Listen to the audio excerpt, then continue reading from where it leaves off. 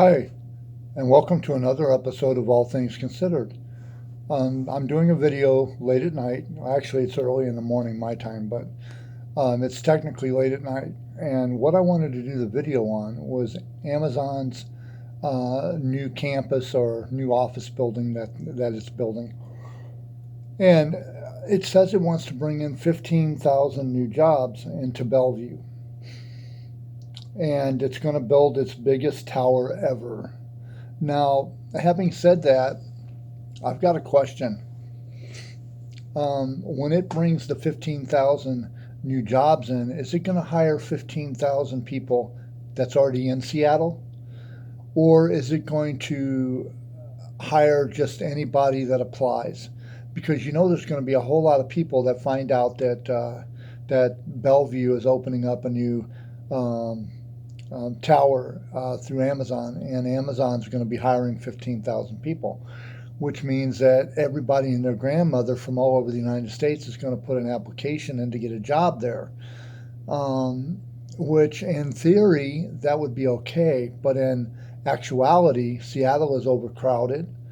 The housing market is off the chain in the wrong direction.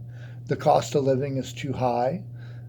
So I would say that when you apply for a job, then you need to verify that you live in Seattle, that you live in Seattle or Bellevue or one of the surrounding cities of Seattle, one of the suburbs. You need to be able to prove that in order to get a job there, because instead of bringing more people into Seattle and overcrowding Seattle, see, for some reason, Seattle doesn't think that it can be overcrowded. It doesn't think that it can have too much people.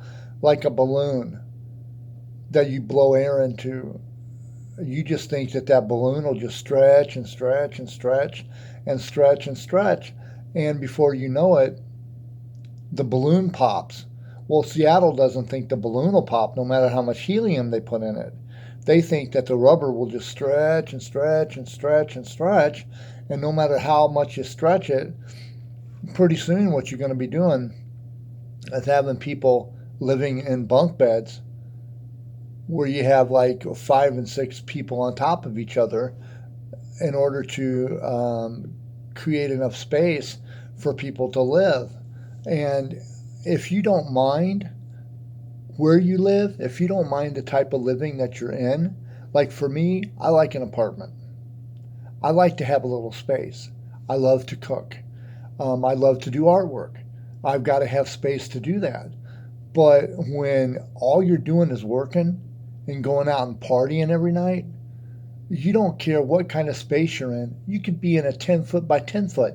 As long as you got a place to sleep at night and you got a way to shower and you have a way to get to work, you're not going to really care.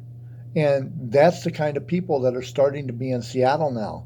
And there's people that are catering to that because they know that the young kids, all they do is work, go out and party, sleep, get up, go to work, go out after work, go party, go home, go to sleep, get up, and go the next day.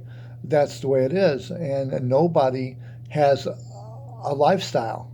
I mean, like a home lifestyle, where you come home, you cook. Like for me, being an artist, I work out of my house. That's what I do. I work out of my apartment. I'm an illustrator.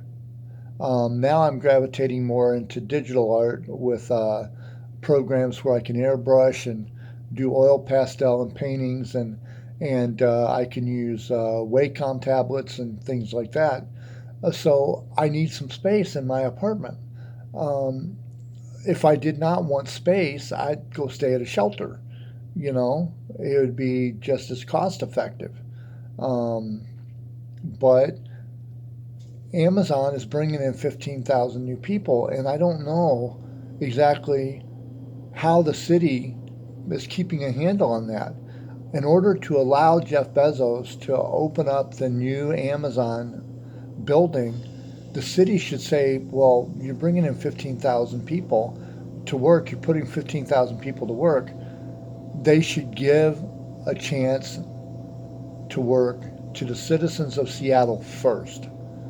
then if you can't get 15,000 people in Seattle that want to make Amazon money, then yeah, you should go outside the city, go outside the state, and give them a chance too. But everybody and their grandmother is going to come from out of the state. From out of state, I bet you 90% of the Amazon workers that are going to get those 15,000 jobs are going to be from out of the state of Washington. They're not going to be from the state of Washington. So, how do you see it? Do you want to get a job at Amazon? And it depends on what kind of job. I mean, it's probably in a tech industry. It's not like working in the factory or the mailroom. It's probably in the tech industry. And there's people going to college now trying to get a job working at Google, Facebook, Amazon, Microsoft. When I got out of high school, I had a chance to go to ITT Tech, and I turned it down because I was stupid. I was young and I was stupid. I didn't see the potential of cell phones having computers in them like we got now. Yeah, like this. I didn't know that computers were going to be in people's homes so cheap that you can buy a used one for $100 now with Windows 7 Professional on it. And you can swap up to Windows 10. I had no idea. Back then, computers were very expensive and they were huge. They were the old Rudy computers. And if you know what a Rudy computer is, you know what I'm talking about. So I passed up ITT Tech in order to just pursue my career as an artist. And I had a chance to get into Yahoo when it first got started back in the early 90s. Yahoo was just getting started, kind of. And I had a chance to get on that. I could have got stock for 10 cents a share, limited amount of shares, but 10 cents a share. Google, I could have got in on Google at $1 a share, and I passed up on that because I didn't see the potential in it. I was being very stupid. So yeah, I mean, now it's too expensive to even buy shares in anything unless you've got lots and lots of money. So, or if you live in Seattle, and if you had an option to get a job working for Amazon, but were passed over in favor of outsiders, how would that make you feel? Sorry about that. I got something in my eye. How would that make you feel? Would it make you feel angry? Upset? Yeah, I mean, it would make me upset. So, Seattle. What makes somebody from outside the state want to move into a crowded place? Sorry, I've got something in my eye. This is going to look really horrible on video, but bear with me. There we go. If you had a chance to get in on the ground floor for the new Amazon building, and you're lucky enough to be one of the 15,000 new employees, put a comment down below and let me know about it. If you wanted to try to apply, but you've been turned down because you live in Seattle, put a comment down there and let me know about that too. Also, if you have another idea for another video, comment below and I will do the best I can to look it up. Also, if you like my videos, give me a big old thumbs up. I appreciate it. Yep, thumbs up, like right there. If you want to subscribe, it's right underneath this video. Hit the subscribe button.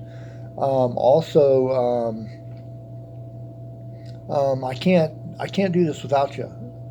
I mean, I can do the videos and I can put them up on YouTube. But it's a whole lot better if you find something that you like about a topic that I'm doing, because ultimately I want to make Seattle a better place to live in.